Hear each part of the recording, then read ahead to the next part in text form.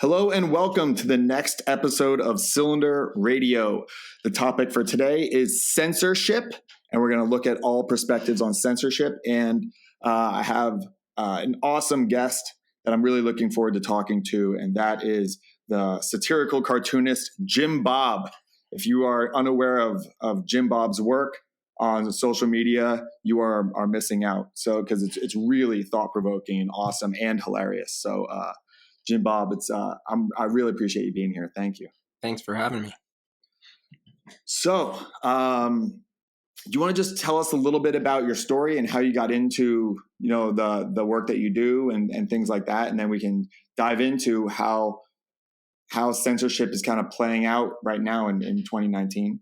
Sure. Well, I was always drawing as a kid, so I knew art was going to be in my future. I just didn't know how and kind of what style and what it would be. And so, the thing about artists and drawing things and making stuff is like the biggest challenge is knowing what to say and knowing what you're saying and believing what you're saying. And because it's really easy to just kind of draw pretty things or cute things or really just surface stuff and make people smile, which is all cool. But I was on a path to toward truth, and I knew that it would be a challenge to condense ideas into a really digestible format, especially now. I mean, it has to be small and concise, otherwise people just miss it. So, I mean, I didn't always have the content or what I was going to say. So eventually, I think it was my meme career, I guess, started with a Game of Thrones meme. I was obsessed with Game of Thrones, and I was sitting in bed and I drew this Arya at Starbucks, and the clerk is the person's asked, the barista's asking, what do you want on the cup, and she says the girl has no name. It was so dumb and simple, but I had posted it, and I woke up and it was like George Takei posted it, Arya, the actress who plays her, posted it, like all of them, all the cast members. It went super viral quickly. And I sold the original. It was a really shitty drawing too, which is funny. And at that point, I kind of started chasing like viral stuff, which is not a good place to be as an artist. Right. But I chased it, see what else I can do. And I did create a couple of other subsequent viral things. But, I had people around me who were good enough to say, like, what are you saying? Like, what are you pushing? Like, are you going to just kind of stay on the periphery of pop culture and kind of just try to be, try to do these viral things, or say something with meaning? So I was challenged, and I'm happy for that. And that was around the election. And I realized there was a lot of deception going on. It's just all over, everywhere. Once I started opening like a rabbit hole to deceit, through media, through academia, through journalism, through entertainment, it just opened it up to so many targets. Like it was like, like just a flood. Holy crap. And then once I started questioning things, I was then in Los Angeles, and once you say something counter narrative and you get attacked, you're hovering over a target worth hitting. And that feeling is probably as intoxicating as like, a viral post where you're like, wow, I'm so cool. This is more like, wow, I'm going to get attacked for this. This is awesome. And that's when when you say something really dumb or untrue, you maybe get laughed at and discarded. But when you get attacked, there's an indicator that it might be some truth to it, that people aren't, you're basically getting attacked by cognitive dissonance. Yeah. And that's where we need to be. I mean, not just, shitty doodle makers, like people who are advocates for free speech, for truth, for for balancing the extremes of media. It's all work, actually. So it's a fun game to be in, and it's like it's so interconnected that it's almost like matrix jumping. Like you can go from one topic in one realm to the other and find the same issues basically now. So where do you get the content for, or like the ideas? Because you crank out a lot of stuff, and everyone. I mean, and I'm not just kissing your butt because you're here, but like really, I mean, I promote your stuff all the time. Is like, it's just like all over the place. It's stuff you're like, using Gandhi in some things, you're using like Trump in some things, you're using all these different things. Where do you get your news from, and your kind of like, lack of a better, like, corny term, inspiration, but like for all of this stuff?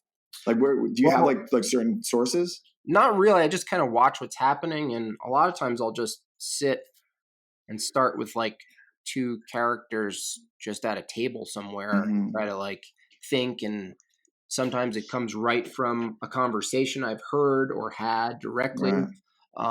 A lot of times it's just taking a regular situation and juxtaposing with something current that's happening, and somehow showing a paradox or a hypocrisy or contradiction. And they're all over the place. They're just so readily available. I guess what I do is just format it in a certain way. So a lot of times I'm not creating the content. I'm creating content, but there's the content, and then how I deliver the content is my own. It's how I see, and I don't know where that comes from. That's just, okay, out of the sky, because it's I don't know what tells me to, like, for instance, like someone, the idea that people force their utopian worldviews down your throat, like that's just a fact, and all of us do it to some extent. Right. My utopian worldview is don't force your utopian worldview down my throat. And so Right. turning that into someone puking it up and it being on the floor, and just the simple task of labeling vomit on the floor utopian vision, it's like, it's so dumb and simple. It's like, I feel like there's no rules for the internet. There are, we'll get into that, but for creating, it's like it can be anything. It's I don't know where it comes from. It's just like, maybe from the lack of constraint. It just, anything goes. Which is awesome for an artist. I was talking to, I'm a high school teacher, and I was talking to some of my students about like the meme world, because you have to do things in such, people don't even, if it's like, here, you can learn nuclear fission and it's 8 minutes long on YouTube. You're like, 8 minutes? I don't have 8 minutes to learn this. Like, give it to me in 3 minutes. Yeah. So it makes sense that memes are so popular. And at the time I was teaching like the Gilded Age and things like that, and Boss Tweed. And one of my students was like, memes are kind of like Thomas Nast, and showing Boss Tweed as this like, gross monster fat cat kind of consuming everything. I was like, that's right. It's like it's political cartoons. Mm-hmm. And they've been around since the very beginning, since like the revolution. And it feels like that. It feels like people need it in a very quick thing to generate some sort of thought, to kind of like spark them into, oh, wait, what's going on around here? They're not going to read it. They could, but they won't, even more so now than before. So memes are, as silly as they are, and hilarious, but like kind of viewed as being so simplistic, it's a starting off point, a jumping off point to get somewhere that's really important. Yeah, absolutely. I mean, they're just, when you look at them on the surface, you're like, I can't believe this is where we are in humanity. We're getting our ideas and information from this. But I actually think that it's just the embodiment of what was already there. Memes are just units of information that are transferred through practice, tradition, language, authority, and so the ability. The only thing that's really happened is technology got quick enough, user-friendly enough, cheap enough for everybody to be a user creator of ideas. And so the natural common denominator would be a picture or a combo picture or just text, of an idea that's just delivering, a discerning idea or a question, and it's how we talk actually. Like, when we're talking, we're one statement or one inquiry is a meme. It happens while we're talking. These are a series of memes, so to speak, as well. So it's awesome that it exists. I love it. Before, as a more of a leftist stuck up artist in LA, Mm-hmm. I was like, Yeah. I would scoff at this. I would scoff at my own work, actually. But no, it's what's effective has it's irrelevant to what's called, in my case, art or not. It's if you're effective, you're effective. Call Yeah. it whatever you want. I actually don't care what it's called. It's just, can you translate ideas into small bits in an effective way and humorous way where everyone can participate in attacking or agreeing or whatever. I mean, that's the best place to be, in my opinion. Yeah, I've heard some. It might have been actually Jordan Peterson say good art or art in general is something that takes something very specific and it taps into something universal. And that seems to kind of make sense with you think about like any kind of good art. It connects with people in a real way, and it's yet it could be just one figure or one image Yeah, or something like and that. also, I mean, this was attributed to Michelangelo, I think, but nobody knows if he really said it. It was that the best criticism is in creative form. So the best way to criticize something is to create something, and that's not talking about just whining. Like if I complain about social justice, etiquette on college campuses. There's complaining about it, and then there's complaining about it in a creative way. But then there's just creating. Like creating would be like someone created a new college campus where it's just not about that. So it's like it's funny that that's also true not just in expression but in economics. If something's needed because this other thing sucks, 80% of the people are going to be complaining about how this thing sucks, and 20% or less are going to be creating a new thing that doesn't suck because there's a need for it, because they see the 80% going, this sucks, this sucks. And that's where we are now, as far as like, to segue into censorship. It's like my stance isn't tugging on the unfair teacher's pant leg and being like, you need to censor everyone fairly. Like that's a silly argument.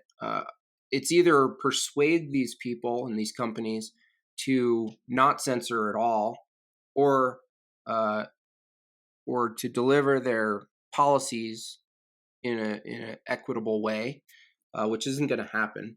But I don't. That's not my, that's not my angle. My angle is no. You can do that. You can censor.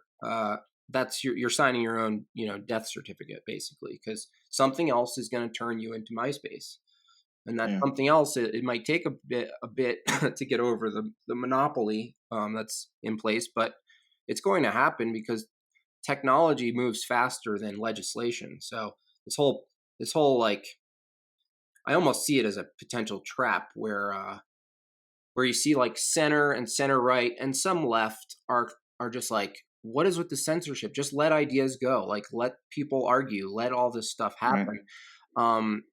And the danger, the trap is getting enough people on board to demand a government oversight. Turning these things into public utility sounds really like a fair, quick fix, and that's a really dangerous place to be.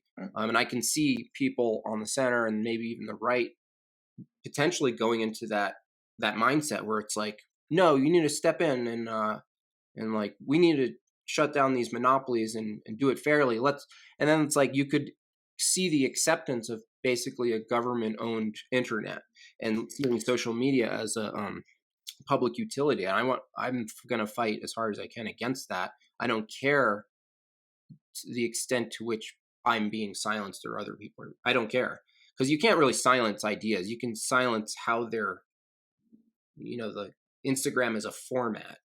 They don't censor the idea. My job, the person's job who's being censored, is to be creative around the censorship not to march into the council meeting and demand expansion of government.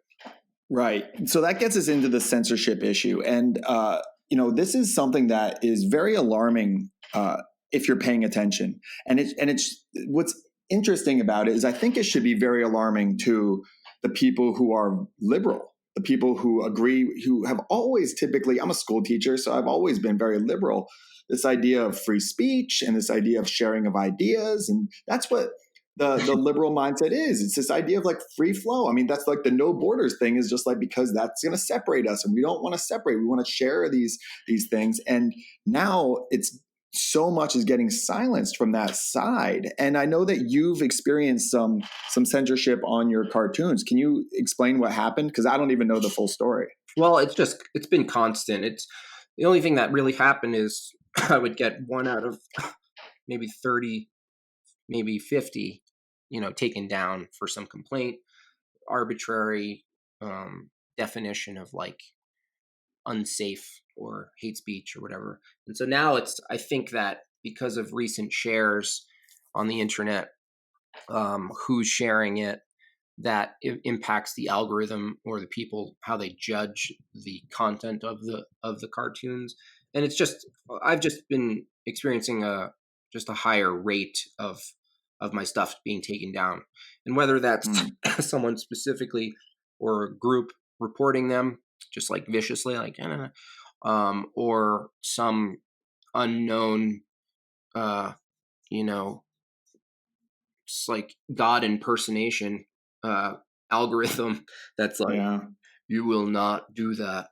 That could be the case too. I mean, probably both are in play. So I just see it as like the inevitable path. Like that's a post that I'm on a path, and censorship is just some sign, like a post that's like going like, do not cross these lines. It's all compliance. You know what I mean? Like it's all about creating a group of users who comply with a specific algorithm. And I think there are, some of the people who run these companies, I think they do think they're doing the right thing. Agreed. I agree with that. I think they do. Such a powerful position and so much pressure that they think they're solving it's like it is a narcissism. Like Twitter is so important that I have to protect people. And it's just a silly idea, but you can see how someone could, in their own bubble, could come to that conclusion. But it's nonsense. It's like you're just hurting more people, actually. And also, a lot of these censorship policies, something like I found funny that Jack Dorsey said, well, we just want, to really expand and increase the amount of people that can participate. But ironically, the censorship algorithms and policies are written to accommodate the very small minority of people who are even offended. If there are any, that's what's funny about it, is that we don't even know. Yeah. So I think they're just testing this is a conspiracy theory. I think that there's an arm of government that's embedded in Facebook and Twitter and all these things because, like the Batman movie where Morgan Freeman has this big surveillance program in front of him. It's like, why would the government create their own one in a cave if all of these social platforms are that already? They have all of the information you need so that, they just put their arm in there. And I think that there are people who think the future of AI and machine learning are going to give us policies that are algorithmic, and they're testing it. I feel like they're testing it, and it's going wrong, but I feel like that's in play. And because there are people who actually, Jack Dorsey said he's working on a fairness algorithm. He used the exact term. So that's insanity, and that's a psychopath. Well, so yeah, like I do see. I listened to a podcast, a Radiolab podcast, where it broke down Facebook and how they started censoring things. Where it started with just like pornography, and then it started to get more just because of complaints. And it's just happening so fast. It grew so fast that they were just trying to keep up. And I do think that they mean well. Like, I'm a school teacher, and teachers are guiding kids according to what they think is right. But we don't know what's right. It takes a lot of effort and a lot of reading and a lot of challenging ideas to really get to something that resembles what is really right. And it's so much easier just to go, making fun of this person is wrong. And an example that I used that came up on a Jack Dorsey interview, and I'm sure it's similar on Instagram and Facebook and stuff, is the concept of misgendering. And I've done 2 podcasts with transgender people with different points of view, but it's not about misgendering. It's about there were 2 paths you can go down. So let's take Caitlyn Jenner, and if you call Caitlyn Jenner a man, that is misgendering her according to social media. And you can get banned and punished for that. And you can even get arrested in the UK. Mm-hmm. So a woman was arrested in front of her kids and spent like 7 hours in a jail cell, lost her computer and stuff for calling a trans woman a man. Right. So that's kind of the writing on the wall going that direction. But if you call Caitlyn Jenner a female, that is biologically misgendering them. And there's something to the fact that these platforms, under the guise of be nice, call someone what they want to be called. Of course, call someone what they want to be called. It's a polite thing to do. Okay. We all get that. But when you take the ideological definition over the biological and factual definition, we get into some muddy waters here. It's not about transgenderism, because that's like how you get your foot in the door. It's not about transgenderism. And I can't explain that enough. Yeah. It's not about calling people by a certain racist name. That's just where it starts. How else are you going to get control of people? How else are you going to do it? You have to do it under the guise of being kind. That's why progressivism is kind of more scary to me, because it's turning into the idea of controlling people like this. That's fascism. Mm-hmm. And yet under the guise of be kind. Mm-hmm. I know that's the only way it'll work, is if you convince people that this is kind and doing the opposite is unkind or racist or sexist or homophobic, and you get scared of that. That's the only way fascism would be able to work. It doesn't look like what it used to with Donald Trump and like all the red hat wearers just like marching down the street, high stepping. It won't go down like that anymore. It has to go down under this guise of being the most benevolent, kind, peaceful thing. Yeah, no, and this is not a new idea. I mean, many people have suggested that tyranny will show up in America definitely in the form of like equity and fairness and liberal, like in the guise of liberalism. It's not liberal. Like, it's not. We got to stop calling illiberalism liberal, because it's not liberal. It's not. And yeah, it's like it's just a matter of people refusing. Like, bad ideas, if they require force, then they're not good ideas. It's clear. So good ideas, linguistic ideas, they are adopted because they work. They have function in society, and they don't mess up how we interact or with the reality. And so, I look at the example. Like, there's a percent of colorblind people, in the U.S. I'm colorblind. Yeah, and so if you don't see, absent the positioning of a traffic light, like let's just pretend that doesn't exist as an identifier, it'd be like we have to change the color of that light and call it something else because Will and some of the rest of the people don't see the same color. It's unfair. And it's like, no, you don't make rules based on the minority. That's just how it works. For functionality, we have to make things in reality, including language, work for the most amount of people. It's a trade-off. It's not totalitarian. It's a trade-off.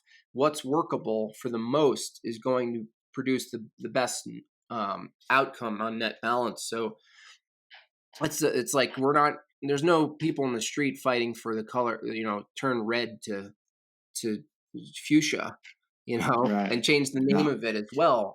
Just get no love. I get no love for my color blindness. Yeah, and you could say like, if you did that, you can point to the sign and be like, we have fairness, but you look down and there's just a bunch of accidents because the function is removed. So there's a function to why we say he and she and all those things. And the minority of people who are transitioning or changing or want to be seen this way or that way, you can't compel people to speak a certain way, no matter what you think is right or wrong. You can't do it. You can try, you can try to persuade people, but no, we must reject anything that is teaching us non-reality or upside down reality. Like there's a Yeah. reality. Like you can't a man cannot have a baby or a period biologically. So the problem is like there's all this pressure to like comply. It's all compliance. I think that these topics even are just proxies. They're just practice runs on compliance. And you see it's in so many other ways. So it's not unique to transgender as transgender and pronouns and shit. It's everything. Everything right now. We're in a time where we're in the corporatist era where corporations with the aid of government are starting to enforce social policy, social etiquette, what the acceptable range of discourse, all of these things that when we say I think they mean right, I think there are people who mean right, but I think the system itself is being harnessed for bad and know it, and they know what they're doing. Like some individuals might not know what's happening and they might think, well, I'm doing good.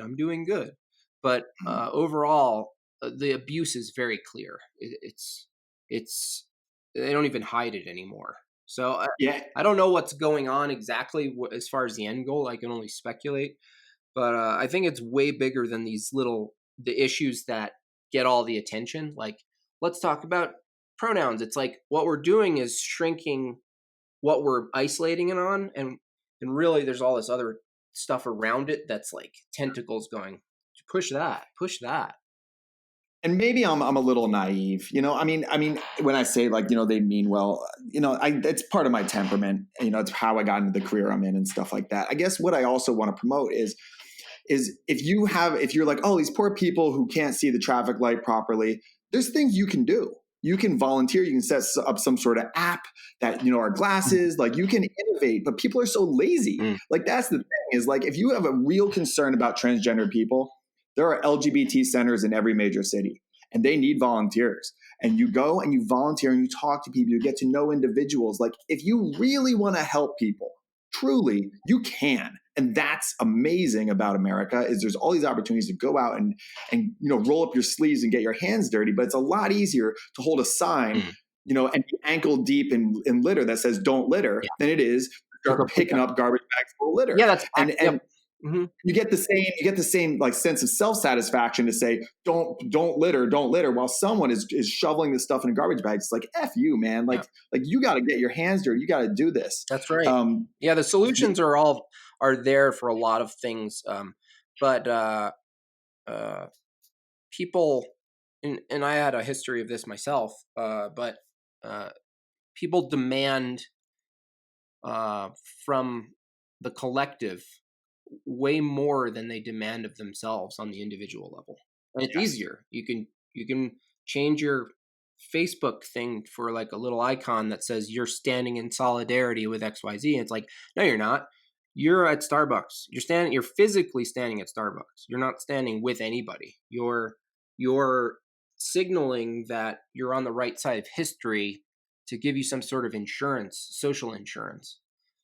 Which is also a scary thing, and it's an illusion, and it's also leading us down to the similar system as like the Chinese social credit system, and that is more scary to me than a lot of ideas that are being pushed in mainstream media, like the big scary ideas. Like why it scares me is that people will benefit in the short term enough to accept that as a platform.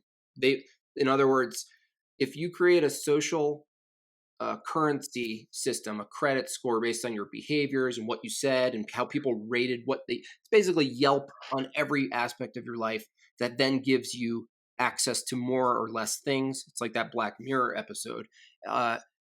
That's a very likely scenario considering where technology is taking us as far as the ability to look at data, to judge data, to collectively thumb up and thumb down things. The mob rule of justice from the outside, from a bubble, from a digital bubble. It's like this God Yeah. complex where we're just going, you're bad, you're bad. But what people will gain in the short term for a system like that, like the minority of people will get punished, like we're seeing now. Like there's a minority of people with certain ideas who maybe get a disproportionate amount of abuse and censorship. Uh, but the majority of people get to be a part of the screaming crowd in 1984. And once you're on the screaming crowd, you're blind until it happens to you. Like Yuri Bezmenov said, he was a Soviet subverter. Basically, he was trained to bring in ideas to Western culture to just basically dismantle it from culture, not from force. But he said, you don't, these social justice people and they think they're on the right side, and it's cheer, cheer, cheer, expand the government, expand everything, all this power for equity. And they don't, he says, you don't, it's too late. And like you don't realize it until there's a boot on your neck, like until it's you. That's why like defending Alex Jones, it's not about the content, it's about the principle. Right. And more people are siding with principles and discovering principles again, and this is good. That's why I'm optimistic about all of it. All of this stuff we can concentrate on with a microscope and be like, oh, the world's heading in a bad. It's not. It's people are waking up to this stuff. There are more liberals who are finding these old liberal principles that have sort of been caught up in the fog, and they're going, whoa, that isn't right. Like wow, like I met a Trump supporter and he wasn't that bad. Or this is what needs to happen is like get past this like big cascade that we get bombarded with narratives about people as groups. And you realize that there are enough people that I've met directly and on online that are expressing the same disdain for the current state of things, but not in a way that they're like so scared and they have to fight it. It's just that they're excited to create something new. Yeah, I think where we get into a big problem is everyone sees themselves as on the right side. So to sit back and objectively see it, and I went through that process. It sounds like you did too when you said like when I was a Los Angeles artist, pretentious, whatever your words were. I think that what we have to do is we have to take like what can you see objectively. Maybe liberals are hypercritical of big corporations and conservatives are hypercritical of big government. And this is both now. So now can you argue that corporations are too big when it comes to social media? Yes. Okay. There you go. One of the most famous quotes about the rise of Nazism is at first they came for the communists, but I wasn't communist. And they came for the trade union. That's what this looks like. And it's like, well, they're not coming for you. Right. They're just deplatforming you, or they're just, taking you off of social media. Well, it's you have to stop excusing these things. You have to like look at it instead of how is maybe Trump administration, just using him as a perfect example, like the other side. How is he coming for all of these people? Sure, maybe he is. I'm not saying he's not, but where is it that you're so focused on? That are you focused on the stuff that's right in front of you that is a similar idea? It's just very hard to get yourself out of the mindset that you could be the bad guy, quote unquote. It's very hard for people to realize that they could be wrong, or that, if all of a sudden you see, let's say Donald Trump as like a good president. You look at the metrics of, unemployment rates, and you look at like, he banned bump stocks, which is more gun legislation than Obama did. And you did prison reform, and when Obama like expanded private prisons and stuff like that, like enough of those. And can you just go, okay, maybe I'm a little off on this. Like I think all we need is a crack. That would be amazing. That would be amazing if people just went, well, if I just not look at the mainstream narratives and the headlines and just look at facts on paper, you could actually, the only way you can be powerful is if you accept the reality. And some people, like, you can't accept the reality. Like for me, the reality I had to accept was this social justice stuff, not as like not as many people are really behind it. Like uh more people are against it on every Mm. side. They're like, "Oh, you're taking this too far. This is ridiculous." Like maybe they stay silent about it, or they don't want to get in the way. Well, it's scary Yeah, though. It's scary to say that, to push back, yeah, because you get labeled as the worst things you can exactly. get There's a labeled. lot of that, and it's like, a lot of it is so uh, over sensationalized because there's a business of it on mainstream media. And my cartoons and what I do is actually, I need that stuff too, to make things to make fun of and stuff. So I Yeah. see like the supply demand of that stuff. But really, like, what we're talking about is, what can you impact, where are you being drawn out of reality? Because that's the trick, is especially in politics, they want people to not be based in reality. They want them fighting abstract ideas, abstract enemies. Uh, it's a divide. It's old. It's older than Rome. So it's Mhm. all information. There's an information war to keep it in place. But you're right. Like if you could just get people to be like, okay, well, okay, I hate Donald Trump as a person, but it's not that bad. Like if you really just look at it, like even saying that will get you attacked, and that's Right. just, see, like being on the right and wrong side of history. It's not about supporting. Like you can't support him in any way. I don't care if he saw. Someone told me in a DM they don't care if Donald Trump cures cancer. Right. Like that's right off of the headline that I read, making fun of exactly that. And it's like people are regurgitating this stuff. So I don't. You have to be willing. That's the thing. You can't force people to be willing to open up their eyes. Like you can't. You can persuade. You can use humor. That's why humor, entertainment. That's why like people in the center and center right, if they want to combat all of this, the monopoly of what is the entertainment industry, it has to be creative. It can't be this. You're so like calling out hypocrisy, even for me, is low hanging fruit, and I like Yeah. flog myself when I do like a low hanging fruit post, and I'm just like, oh, it's just too easy to call out. And what happens then is that you get people on the other side going, well, why don't you call out the hypocrisy over there? And it's like that's all. It's like hypocrisy ping pong, and Yeah. and that's boring for me. And so what I want to do is go like, well, what are we now creating? I won't lay off of the elite. Like that's one place I won't stop calling out ridiculousness, is because like I really see certain entities as an enemy to me. Um, and Mm. I'll admittedly enjoy having an enemy, uh, even if it's hyperbolic. But yeah, the ping pong has we can stop it. We can stop the ping pong, and I think more long form conversations, and I think physical space actually is going to be a big deal in the next like 5 to 10 years. Like a resurgence of people really enjoying physical locations again and talking to people physically, and Yeah. uh, That'd be nice. rejecting the immersive state of bias that we all you know end up in when we're online.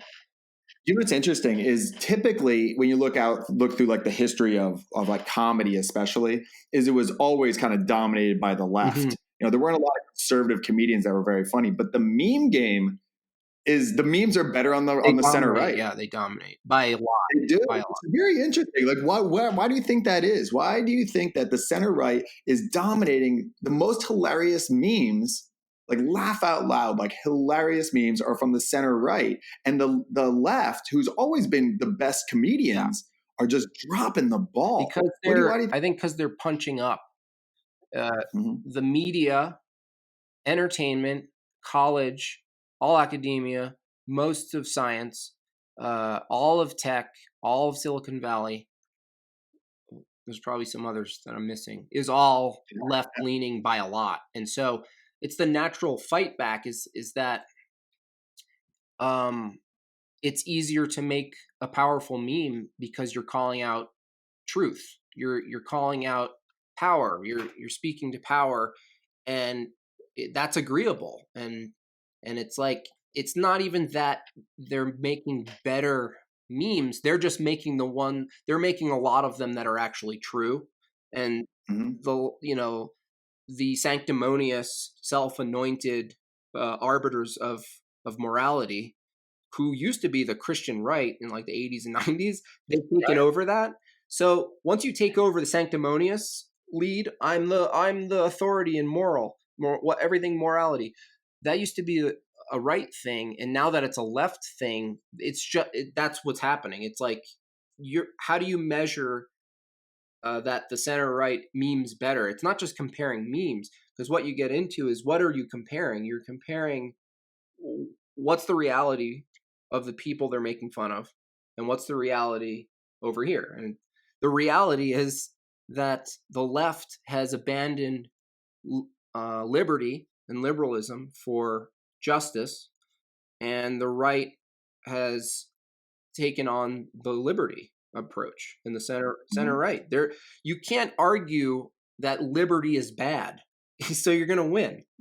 Liberty wins. It doesn't matter Yeah. if you're wearing a Trump hat or not. If you're fighting for liberty for everybody, you can't lose.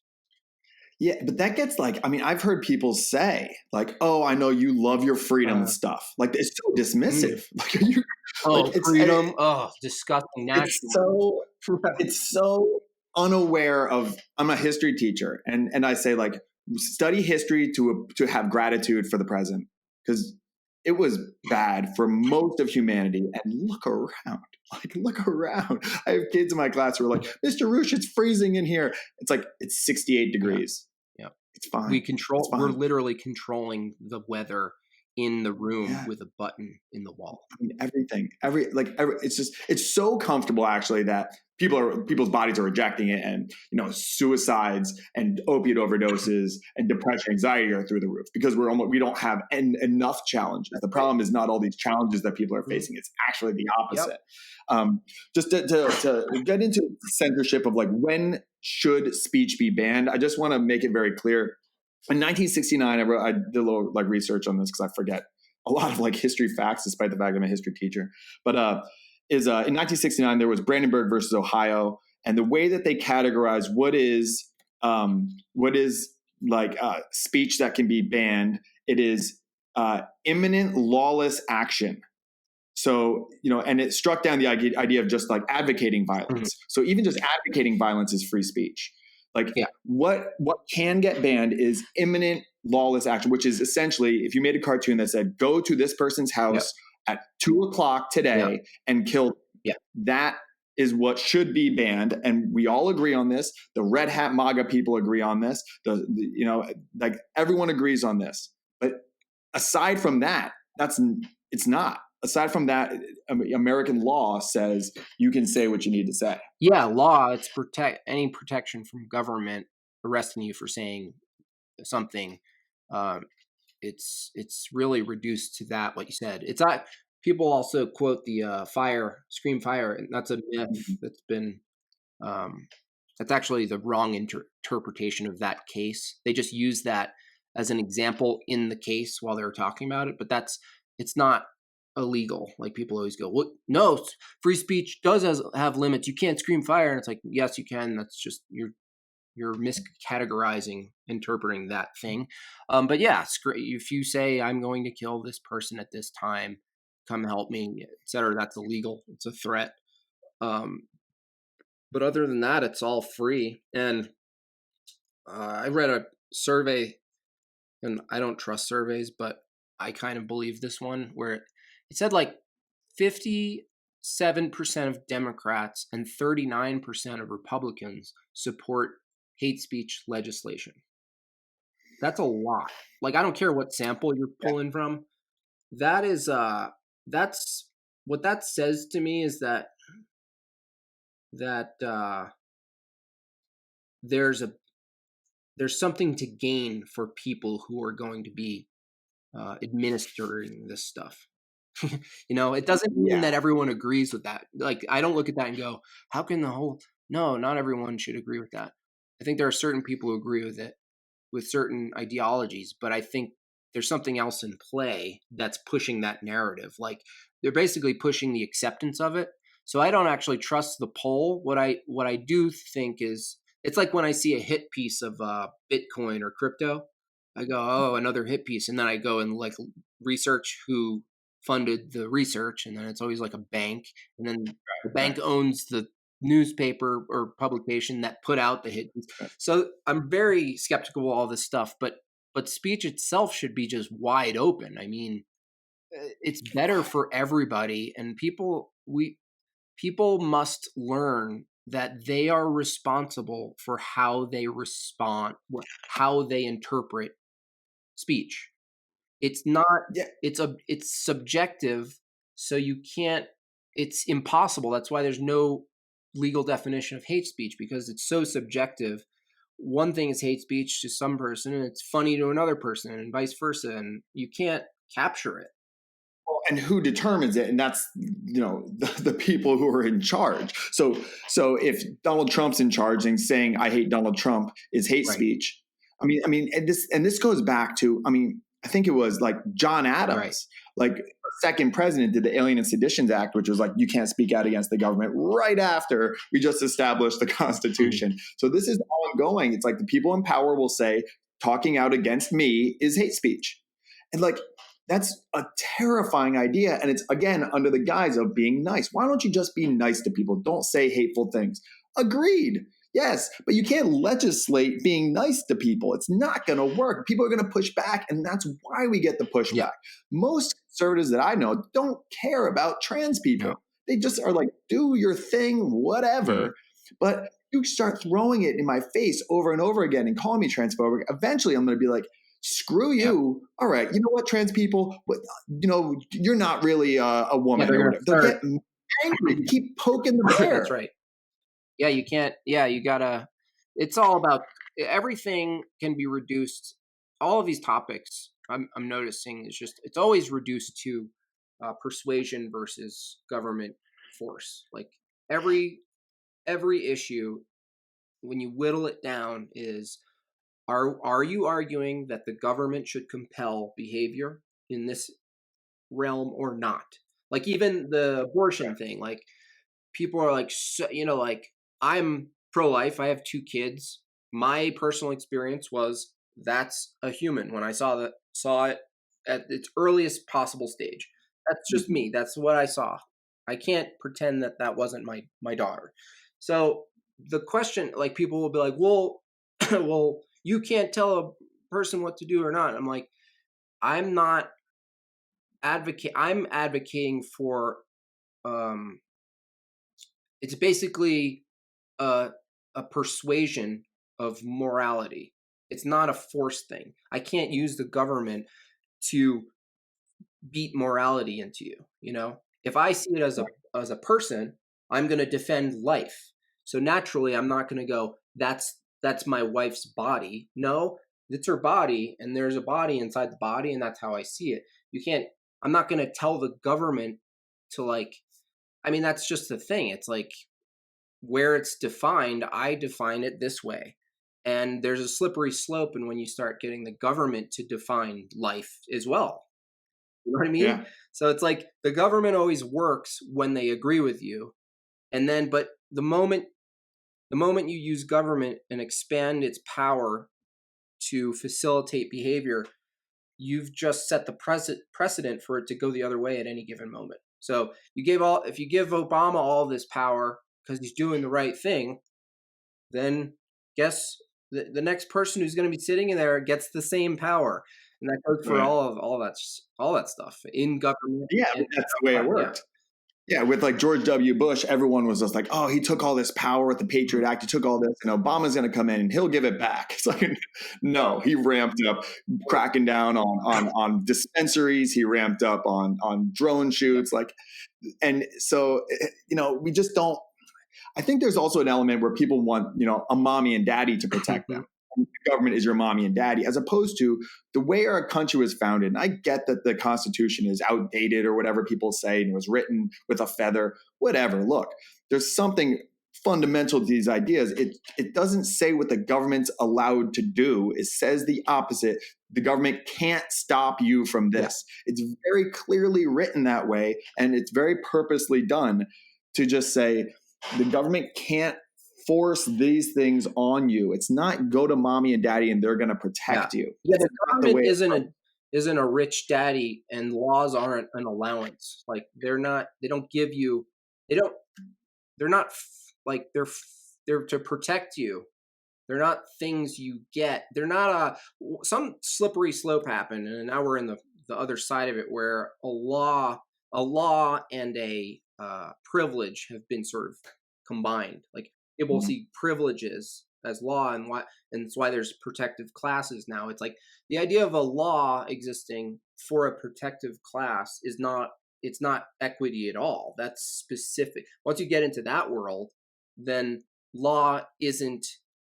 You're no longer treating everyone equally under the law. So, and some of that is occurring as well. But yeah, the mommy and daddy thing is huge. It's like, it's just create a crisis.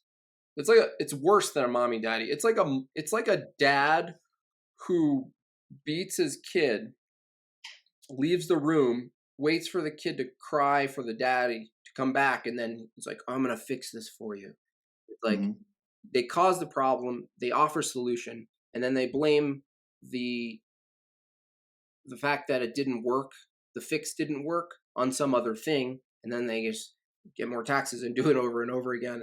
And people buy it. Like every new generation, like I look at like Bernie Sanders, it's like the reason he can exist in that sphere for so long is that every generation who learns enough to reject that sort of utopian government-run principle, there's a new generation that believes in a utopian ideal for society. And if we just listen to, as if he wasn't doing this when he was like 30, like, you know what I mean? Like it sounds goldfish.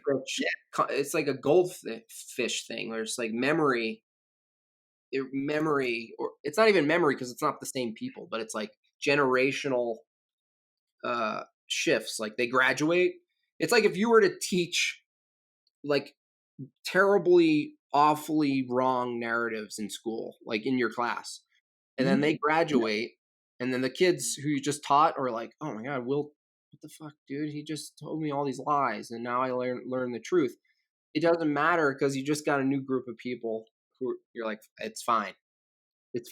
Yeah.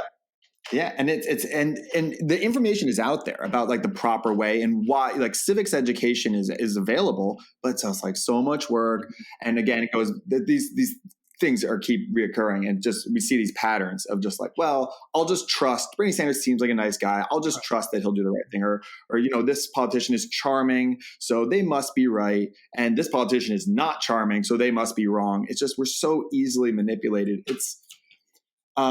We kind of got into, we've been doing this for an hour, but we kind of got into it, into like the weeds a little bit. But at the end of the day, what would you say would be like a message about censorship and about for the people listening, especially young people or teachers, like is a lot of people that I want to get to follow my podcast and my Instagram is other educators, because I think of the ripple effects, like maybe like a Jack Dorsey, like, I have like this effect over these young minds. So I want to try and do it right. And it's just, maybe objective truth is never going to be like a really found, but I'm aiming for it. So if we can just aim for this and then keep an open mind of like, there's an ego involved with a lot of teachers of, I already said that Trump is terrible, or I already said that Obama is terrible, mostly Trump, but I can't go back on that now. And we have to go back on that now. That's what young people are figuring out their way. And if you present yourself as you have it all figured out, kids reject that. They love seeing the process. They love asking me a question. I go, I have no clue. Let's figure this out. They love that. They go, oh, okay, good. It's okay to sit in that uncomfortable feeling of not knowing and stuff. Yeah. So is there a message that you just want to like say just as we close it out? Yeah, I would say remove the significance out of these ideas. Anything you want to talk about, it's possible to talk about it, and reject the idea that someone can't handle information. They can. Treat people as powerful as you think you are. And if you don't think you're powerful, then you have to figure that out for yourself, because you can't go around treating people as if they're too weak to hear a conversation, to hear an angle, to hear an opinion, to hear criticism. So uh, as far as censorship, the the antidote isn't government coming in and fixing it. It's you saying what you think is true loudly, creatively, in the way you want to, because you have to give yourself the right to be wrong.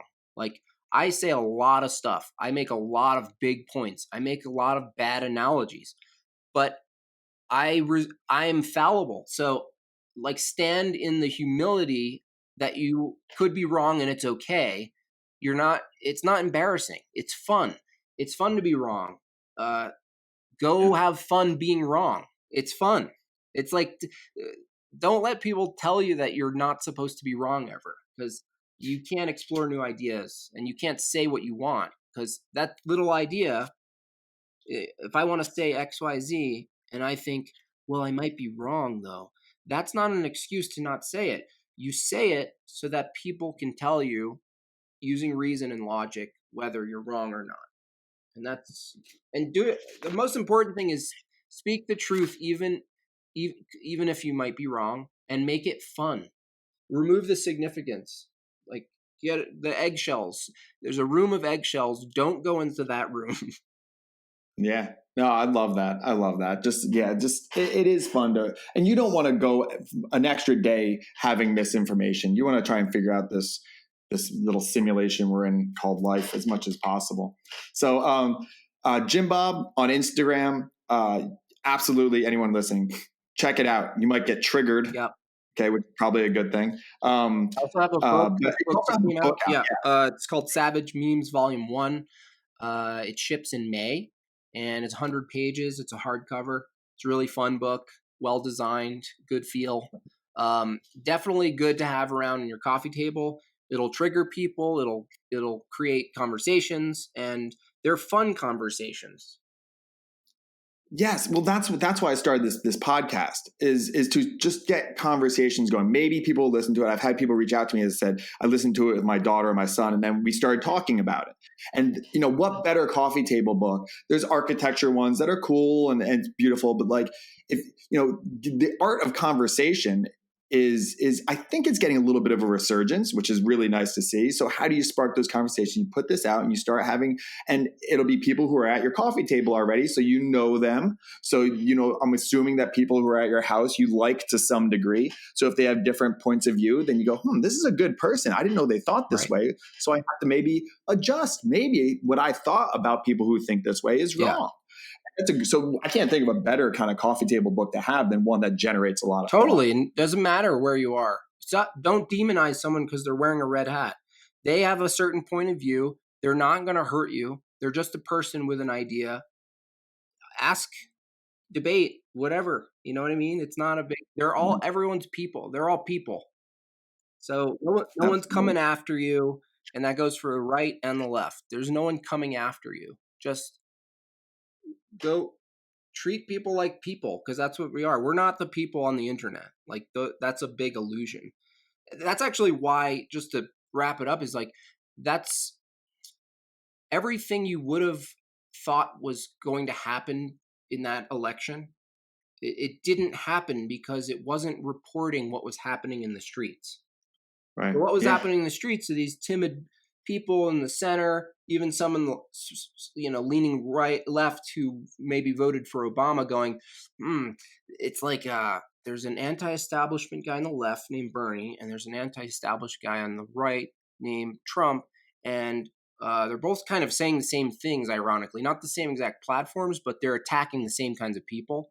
And these people were afraid to say they were interested in Trump just because of the framework of the media.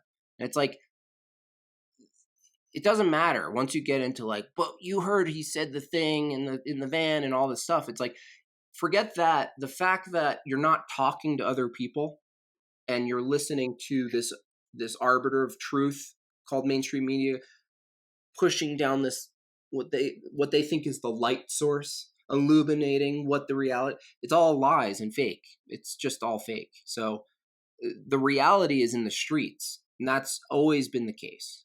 It's been the case back in the day, in ancient times, when a scroll would come in and they would try to like lie to all the people about a new enemy, and so they needed to raise the taxation, or they needed to get the army because we have this now. And it's like in the streets, there's the drunkard guy who's going, "That's all fake," That's just, Right, right. it's so. Yeah. I can't stress enough that do not interact with people in reality if you haven't talked to them as if you know who they are because of something you've seen on the internet. Absolutely. Yeah. I mean, this is, I really enjoyed this conversation. Thank you for coming on the podcast. I hope that this is, again, they're going to just do more of, you and I have kind of similar agendas, just in very different ways in different realms. But Jimbob, thank you so much for being here. Thank you. Thanks for having me. All right.